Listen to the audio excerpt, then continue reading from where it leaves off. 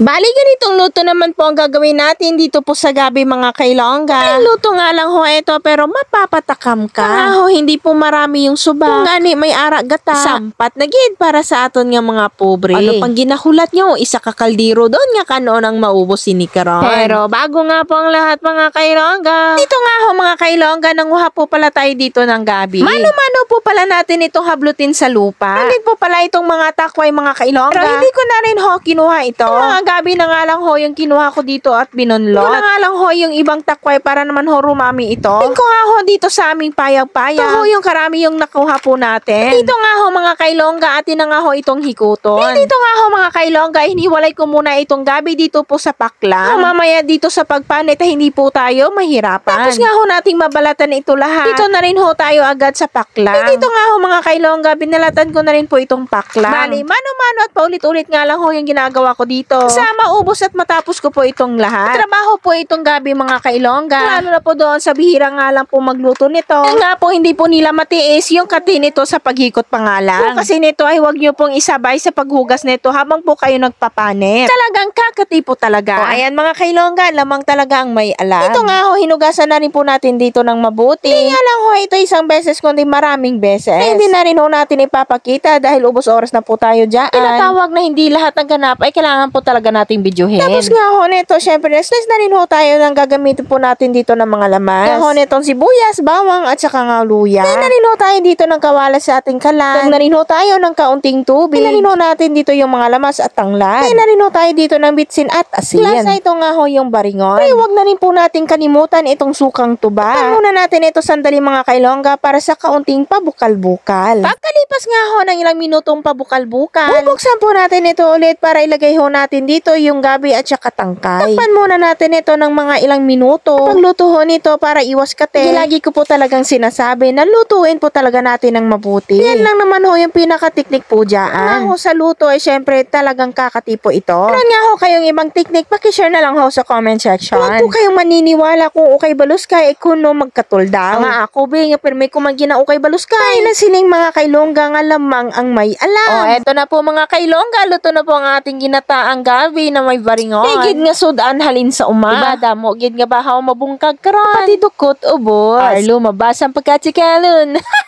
Ayan mga kailongga, pagkatapos nga ho nating manalangin, siyempre kain na po tayo. Ang kanon ta dira bahaw. Lamig ikaon, basta lamig-lamig ang kanon kag ang sudan mainit-init. Kaninang tawag na sampat gid. O ayan mga kailongga, habang po tayo kumakain dito, magpapasalamat na rin ho tayo sa lahat ng mga sumusuporta. Pero lalong-lalo na ho doon sa mga nagpo-follow, nagla-like, nagko-comment at share ng atin pong mga videos. Kung wala po kayo, siyempre wala din po tayo ngayon dito. Dahil po sa inyo, kaya po tayo ginaganahan gumawa ng mga content. At hanggang dito na nga lang ho muna ng ating video mga kailongga. Salamat sa inyong panonood. God bless us!